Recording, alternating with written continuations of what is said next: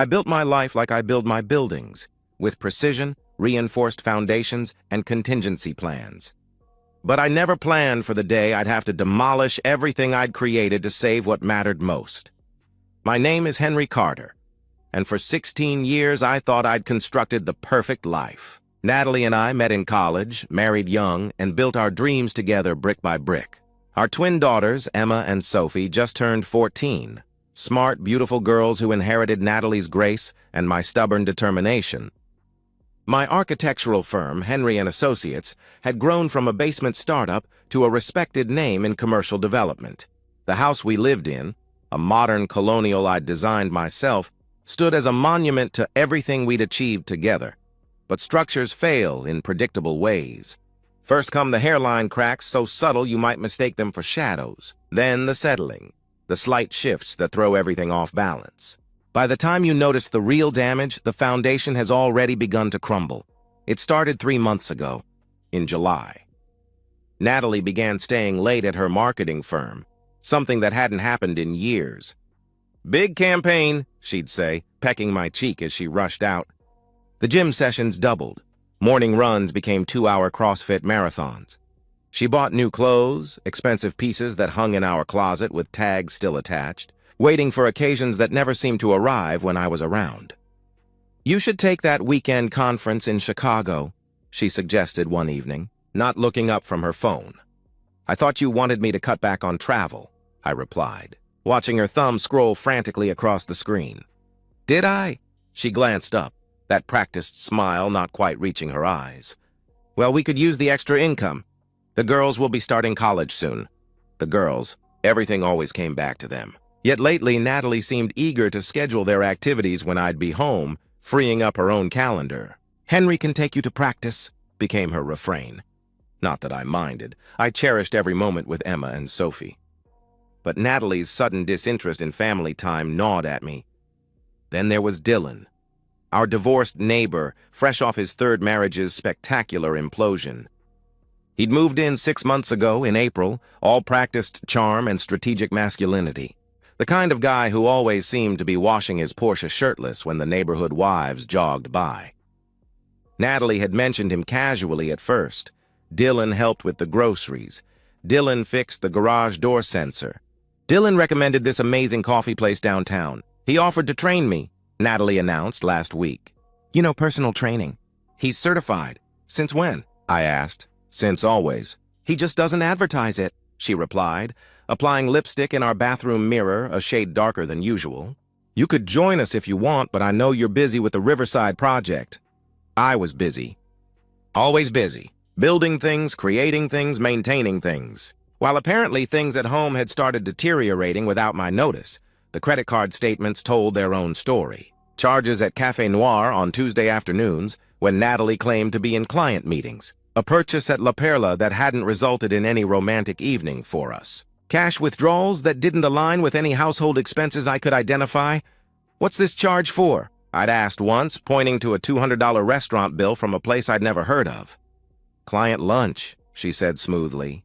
"The Peterson account. I told you about it." She hadn't, but I let it slide. Maybe she had, and I'd been distracted by blueprints and building codes. That was the insidious thing about doubt. It made you question your own memory, your own perceptions. Tonight was different, though. Tonight, as we sat around the dinner table, Natalie's phone buzzed incessantly. She'd flip it face down, smile at us, then sneak glances when she thought we weren't looking. Emma and Sophie chattered about school, but I watched my wife's face cycle through expressions I'd never seen before. Anticipation, excitement, a private satisfaction that had nothing to do with our daughter's stories. "Dylan offered to help me and your father with some personal training," Natalie announced suddenly, cutting through Sophie's tale about her history teacher. "But Daddy's probably too busy, aren't you, Henry?"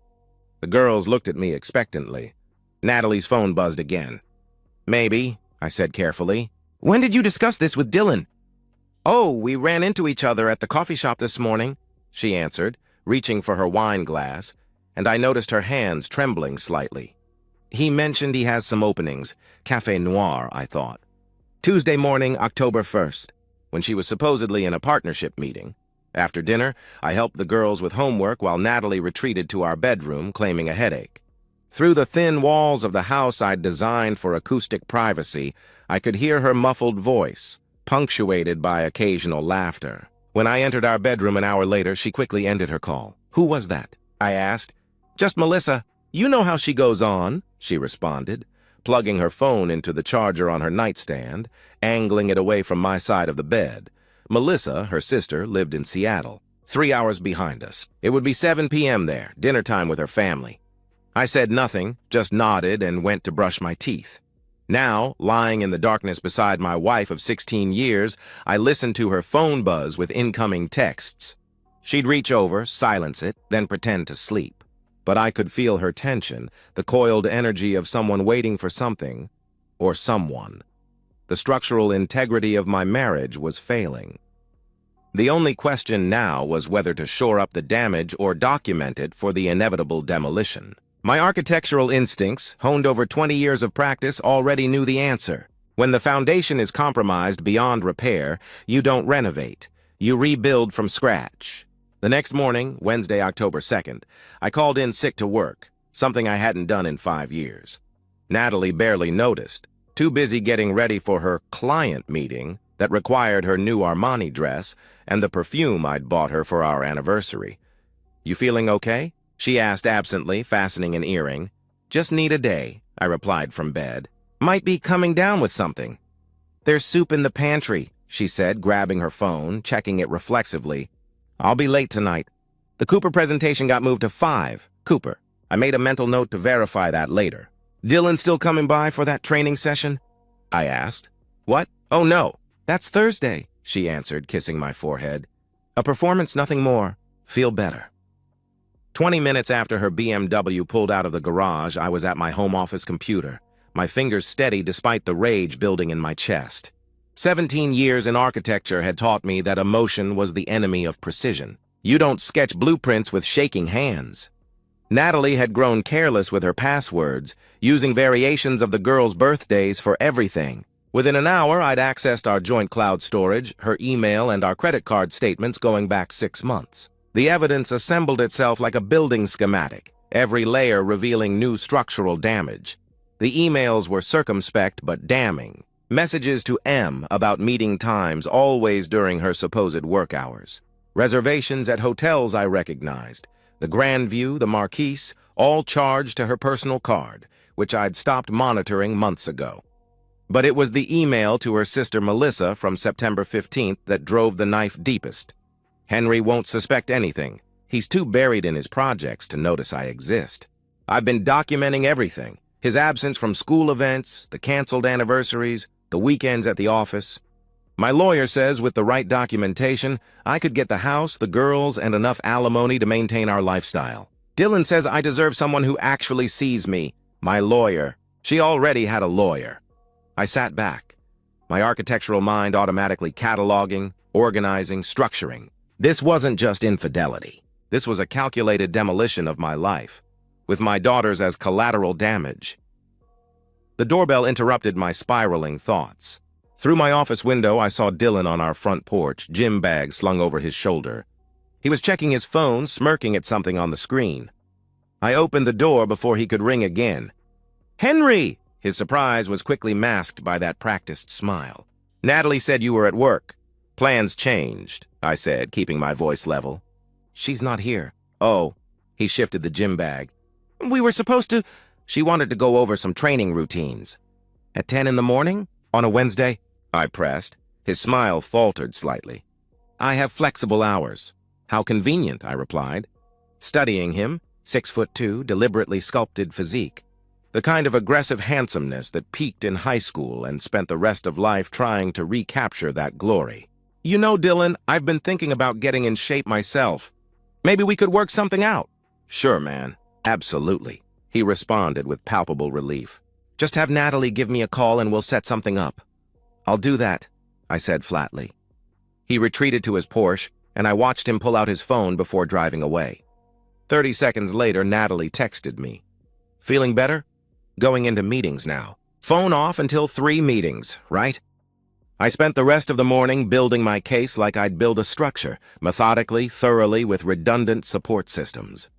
Screenshots, financial records, credit reports showing inquiries from divorce attorneys. Natalie had been planning this for at least 4 months, since June, maybe longer. The private investigator I hired that afternoon was a recommendation from a contractor who'd gone through something similar. James Cooper, no relation to Natalie's fictional client, was a former cop who specialized in matrimonial investigations. "I need everything," I told him in his sparse downtown office. "Not just the affair, the whole picture." Cooper reviewed my preliminary evidence with professional detachment. "This is more than just cheating. She's building a case against you." "I know," I confirmed. "The systematic documentation, the financial maneuvering. Your wife's not acting alone. Someone's coaching her," he observed. "Her sister's a paralegal," I offered. "That explains some of it." He pulled out a contract. "But this Dylan guy, has he done this before?" "3 divorces," I answered. Cooper's expression shifted. "Let me guess. All of them walked away with nothing?" I hadn't considered that angle. "I don't know. I'll find out. Men like him, they tend to have patterns," he said, sliding the contract across the desk. 2 weeks, I'll have everything you need. In the meantime, act normal. Don't confront her. Don't change your routine. And document everything on your end, every interaction, every suspicious moment. That evening, I sat through dinner like an actor in my own life, listening to Natalie fabricate details about her day, watching her sneak glances at her phone, pretending not to notice when she excused herself to take a call from her mother, who laughed too deep and masculine for a 70-year-old woman. Emma asked about the school science fair. Sophie wanted to know if I could help with her geometry homework. Normal teenage concerns in what they believed was a normal family. Natalie contributed just enough to seem engaged, but I saw her checking the clock, calculating how soon she could retreat to her phone, to him. "Mom, are you okay?" Emma asked suddenly. "You seem distracted."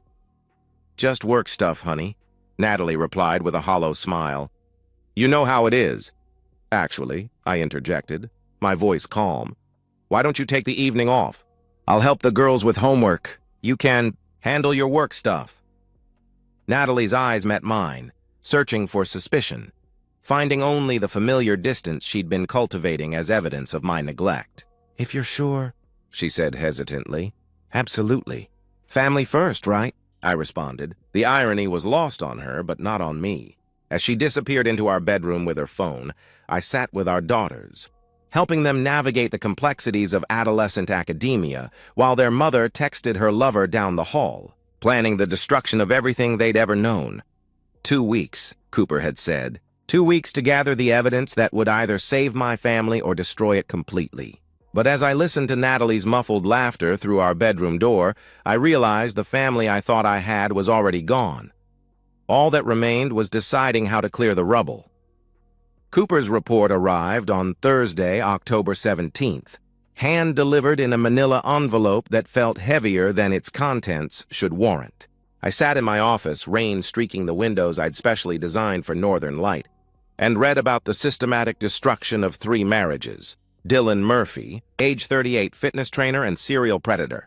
The pattern was so consistent it could have been scripted. Target married women in affluent neighborhoods. Begin with innocent encounters, grocery store help, lawn care advice, casual jogging routes that happen to align. Escalate to personal training offers, then coffee, then afternoon sessions at hotels. But the truly insidious part was the end game. Dylan didn't just seduce married women. He coached them through their divorces, ensuring maximum financial damage to their husbands while positioning himself as the supportive alternative. 3 ex-wives had followed this pattern. 3 husbands had lost everything, and now he was running the same play in our neighborhood with 3 new targets. Natalie, Helen Thompson, and Lisa Walsh. Cooper had included surveillance photos that made my stomach turn. Natalie entering the Marquis Hotel at 2 p.m. last Tuesday, October 8th. Helen Thompson in Dylan's Porsche outside a wine bar. Lisa Walsh leaving Dylan's house at midnight while her husband Mike traveled for business. There's more, Cooper had noted. The 3 women have been coordinating. Same divorce attorney, Patricia Hoffman. Same financial tactics. They're even using the same coffee shop for their strategy meetings.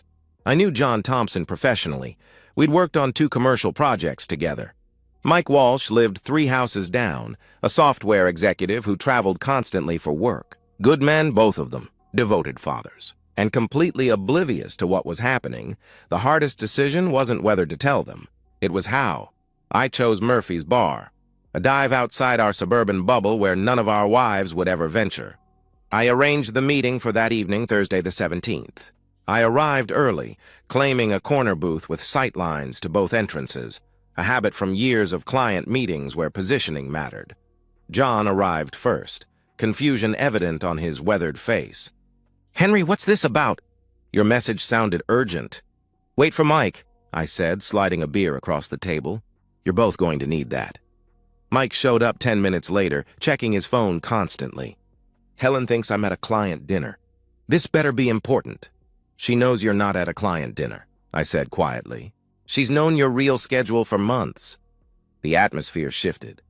John set down his beer slowly. "What are you talking about?" he asked warily. I placed Cooper's report on the scarred wooden table. "Our wives are having affairs. All 3 of them. With the same man." The silence that followed was deafening. Mike laughed, a sharp, disbelieving bark.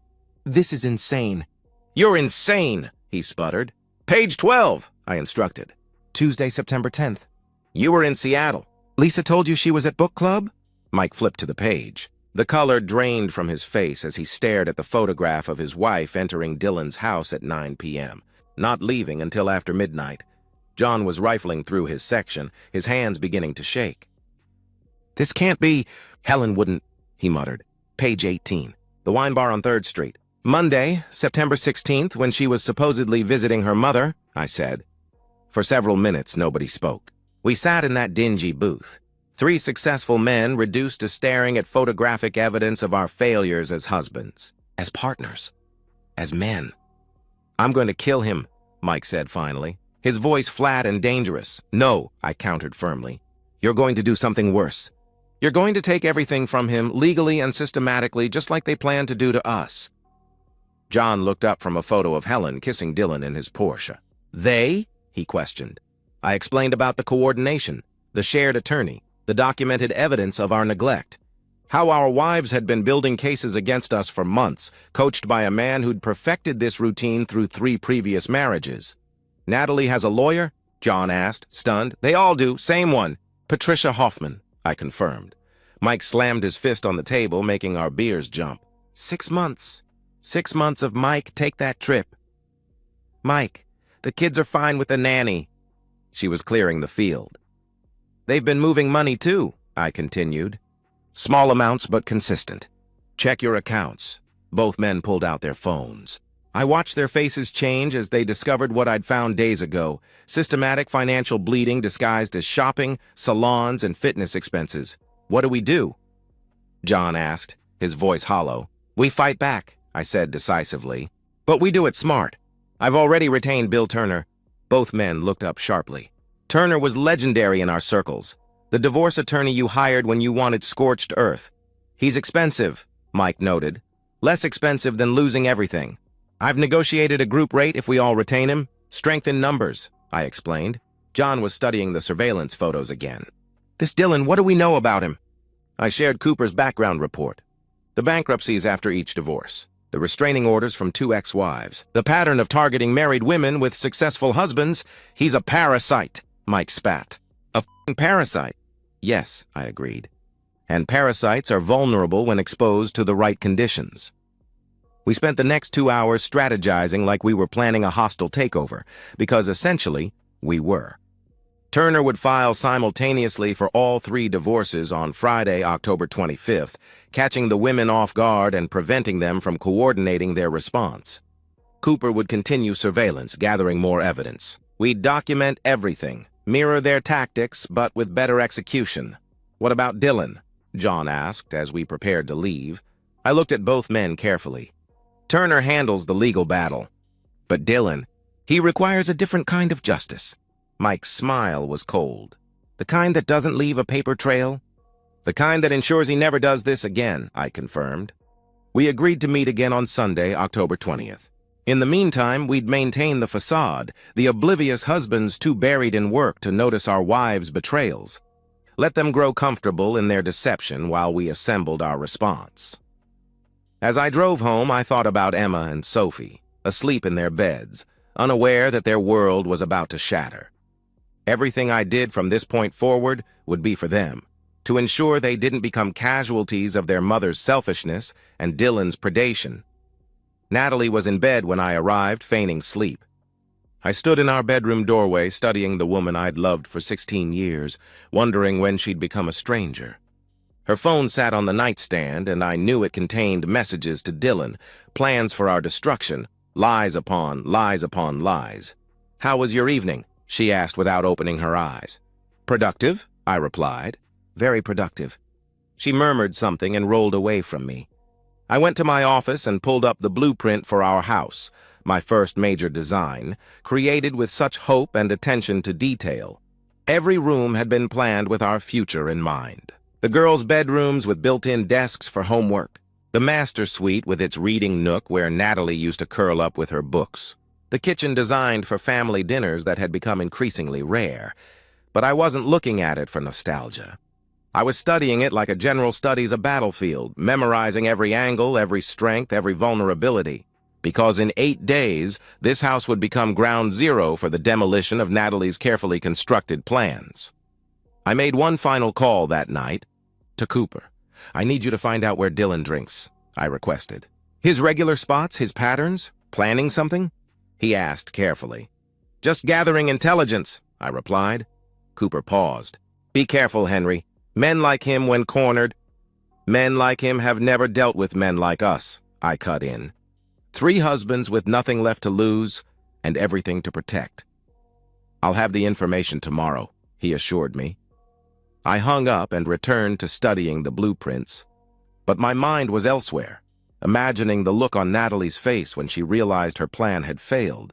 The panic in Dylan's eyes when he understood the men he'd wronged were coming for him. The relief in my daughters' faces when they realized their father had fought for them. The coalition was formed. The strategy was set, now came the execution. In architecture, controlled demolition requires precise timing, strategic placement of charges, and the knowledge that once you push the button, there's no going back. D-Day arrived on Friday. October 25th, an unseasonably warm autumn day. Natalie had been practically glowing all week, her secret knowledge of impending victory making her magnanimous. She'd even cooked dinner twice, performances of domesticity that felt like victory laps before a race she thought she'd already won. "I need to talk to you tonight," she'd said that morning, unable to hide her anticipation. "Something important. Can you be home by 6? "Of course," I'd replied, buttoning my shirt with steady hands. "Family first." She'd actually smiled, genuine for once, though not for the reasons she thought. The girls were at my parents' house for the weekend, a planned visit that Natalie had encouraged. "You know how they love their grandparents," she'd said, "and we could use some alone time to talk." Indeed, we could. I spent the day at the office in genuine meetings, my phone recording everything, establishing an ironclad alibi for what would come later. At 4 p.m., I met briefly with John and Mike at a coffee shop downtown. "You ready?" I asked. John nodded grimly. "Helen's expecting me at 6:30. Says we need to discuss something about our future. Lisa's been giddy all week," Mike added. "Like a kid before Christmas. Remember I instructed, let them speak first. Let them present their papers. Then we counter." "Turner has everything ready. All 3 sets filed at 3 p.m. today," John confirmed. "The process servers will arrive at 7 sharp. And after?" Mike asked, though we all knew the answer. "Murphy's at 9, I said. "Dylan will be at Finnegan's until then." Cooper confirmed his Friday pattern hasn't changed in 6 months. We parted ways. 3 men heading toward the destruction of our marriages and the salvation of our futures. I arrived home at 5:45 to find Natalie in the dining room. Our wedding china laid out, candles lit, a perverse parody of romance. She wore the red dress I'd bought her for our 10th anniversary. The irony was suffocating. "You look beautiful," I said truthfully, hanging my jacket in the foyer. "Thank you," she replied warmly. She gestured to a chair. "Sit." We need to talk. I sat across from her, the table I'd designed stretching between us like a battlefield. She had a manila folder beside her plate, her fingers drumming against it nervously. "Henry," she began, her practiced speech flowing smoothly, "we've grown apart. You know it, I know it. You're married to your work, and I've become invisible in my own home." I said nothing, letting her unspool the narrative she'd crafted. "The girls barely know you. You've missed recitals, parent-teacher conferences, family dinners. I've been essentially a single mother while you build your empire," she continued. Tears perfectly timed. The lies came so easily. Each one a dagger she didn't know was double-edged. "I've tried," she went on. "God knows I've tried. But I can't live like this anymore. I need someone who sees me, who values me. Is that why you've been f***ing Dylan?" I asked calmly. The words landed like a sledgehammer. Natalie's performance shattered, her face cycling through shock, denial, and finally, cornered rage. "I don't know what you're—" she started. I slid my folder across the table. Page 1. The Marquis Hotel, September 3rd, 2:15 p.m. Page 2. The Grandview, September 10th. Should I continue? Her hands shook as she opened the folder. Cooper's photos were crystal clear, undeniable. Her entering hotels, Dylan's house, his car, the emails to her sister. "The attorney consultations! How dare you spy on me!" she whispered. But the outrage was hollow. "How dare you plan to steal my children while spreading your legs for a parasite who's done this to 3 other families?" I shot back. She flinched. "You don't understand. Dylan loves me. He sees me for who I really am. A cheating wife willing to destroy her family for afternoon hotel visits?" I pulled out my phone, showing her Cooper's full report on Dylan.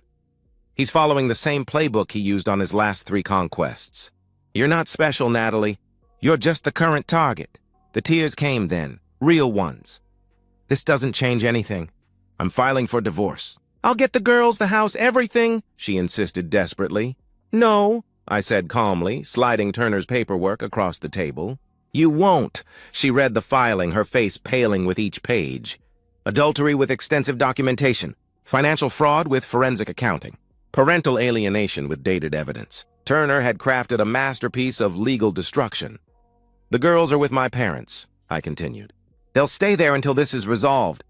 Your personal belongings are packed in the garage. You have 1 hour to leave." "You can't do this." She stood, rage replacing tears. "This is my house too!" "Was. Your signature on the deed was negated the moment you began stealing from our joint accounts to fund your affair. It's all in the filing," I explained coldly. She grabbed her phone, presumably to call Dylan or her attorney, but I'd anticipated that too. "Patricia Hoffman has been informed that she's been advising 3 clients in coordinated fraud. The Bar Association will be very interested in her ethical violations. As for Dylan, he's about to have his own problems," I warned. "What did you do?" Her voice was barely a whisper. "Nothing yet. But in about 2 hours, he's going to learn what happens when you target the wrong families," I promised. The doorbell rang at exactly 7 p.m. The process server was professionally neutral as he served Natalie with the formal papers. Behind him, I could see neighbors beginning to notice the drama. By tomorrow, everyone would know. Natalie left at 7:23, her suitcases hastily thrown in her BMW, her perfect facade crumbling with each step. She tried one last manipulation at the door. "The girls will hate you for this," she threatened.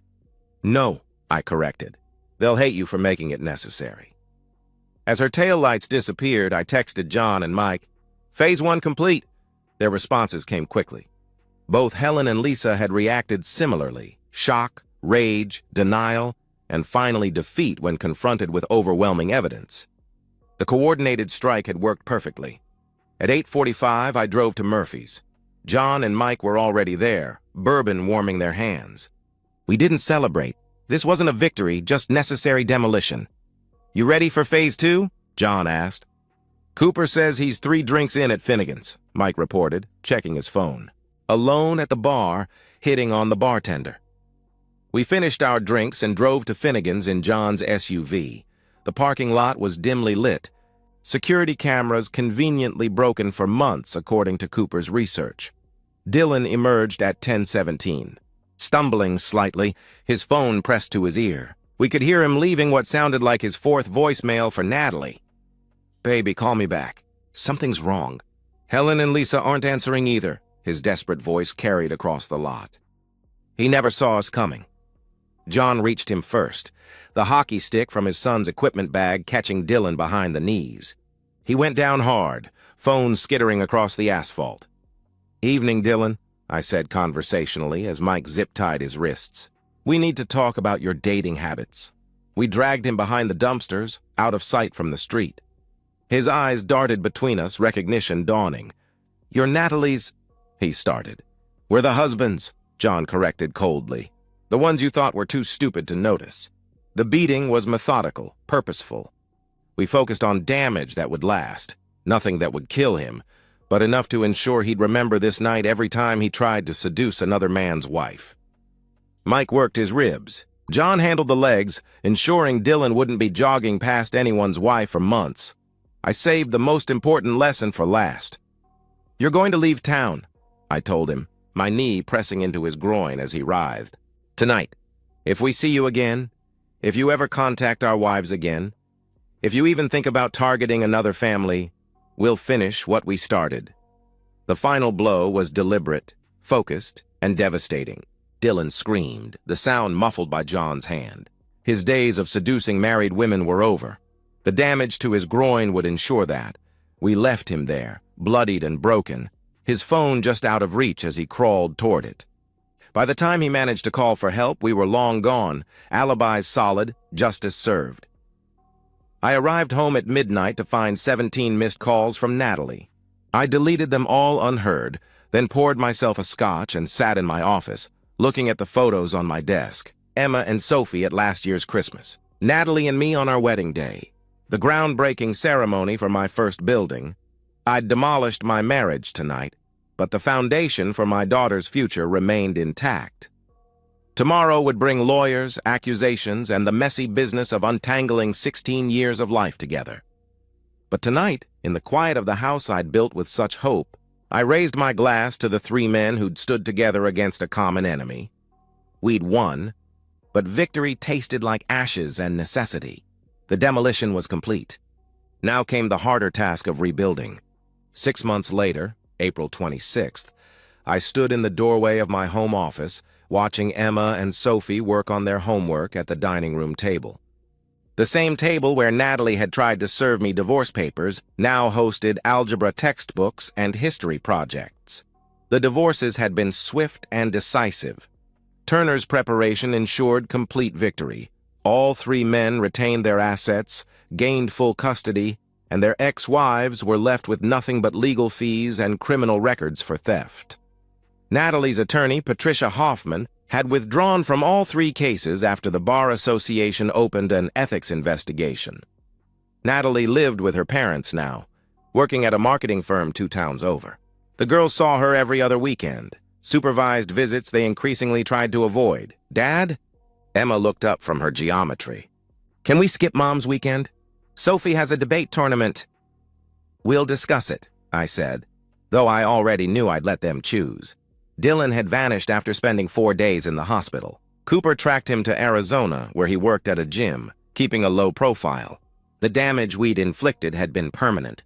Medical reports showed extensive trauma that would limit his activities for life. His predatory days were over. Helen worked as a receptionist in a studio apartment. Lisa had moved back to Ohio with her parents. Word of Dylan's beating had spread quickly through our affluent community. He'd left town in shame, his reputation destroyed. John, Mike, and I met every Thursday at Murphy's. We'd formed an unbreakable bond through our shared experience. John's firm had landed a major contract. Mike's software company had gone public. My own firm had expanded, breaking ground on the city's largest commercial complex. "Dad, I'm hungry," Sophie called. "Pizza?" "Already ordered," I replied. As we ate dinner together, I thought about the man I'd been 6 months ago. The architect who'd thought he could build a perfect life through planning. That man had died the night I'd discovered Natalie's betrayal. My phone buzzed with a text from Natalie. "Can we talk about increasing my visitation?" I deleted it without responding. Turner would handle any legitimate requests through proper channels. "Movie night?" Emma asked after dinner, Sophie holding popcorn. As we settled in to watch their choice, Sophie curled against my left side, Emma on my right. This was what I'd fought for. My daughter's safe, happy and secure. "Love you, Dad," Sophie murmured. "Already drowsy. Love you too." "Both of you?" I replied. Later, I carried them to their bedrooms, tucking them in like when they were small. Emma stirred as I pulled her blanket up. "Dad, thanks for fighting for us," she whispered. "Always, sweetheart. Always," I promised. I returned to my office and opened my laptop. A new project waited. A women's shelter downtown that needed pro bono architectural work. The irony wasn't lost on me, but there was no contradiction. I protected what deserved protection. I destroyed what threatened it. As dawn approached, I thought about my opening confession. I built my life like I build my buildings, with precision, reinforced foundations, and contingency plans. But I never planned for the day I'd have to demolish everything I'd created to save what mattered most. Now I knew better. Every structure I designed, whether physical or personal, included demolition plans, because sometimes tearing something down was the only way to build something stronger. The sun rose over my neighborhood. Somewhere, Natalie was waking to another day of consequences. Dylan was nursing injuries that would never fully heal. 3 broken marriages lay in ruins. But in my house, my daughters were safe. 3 men had formed an alliance forged in betrayal. Justice had been served. I closed my laptop and headed to the kitchen. Saturday meant pancake day. The girls would wake soon, hungry and happy, unburdened by the knowledge of how close they'd come to losing everything. "Pancakes!" Sophie cheered as she raced downstairs. "With chocolate chips?" Emma asked hopefully. "Always," I said, serving them plates piled high. I'd built my life once with love and trust. When that foundation crumbled, I rebuilt it with strategy and fear. Sometimes the strongest structures rise from the rubble of what came before.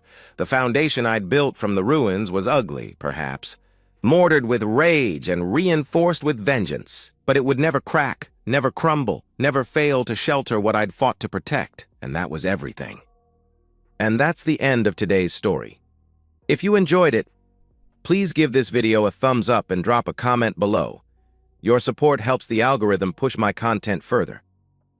If you're new to the channel, don't forget to hit that subscribe button. It really helps me keep creating more stories for you. Thanks for watching, and I'll see you in the next one.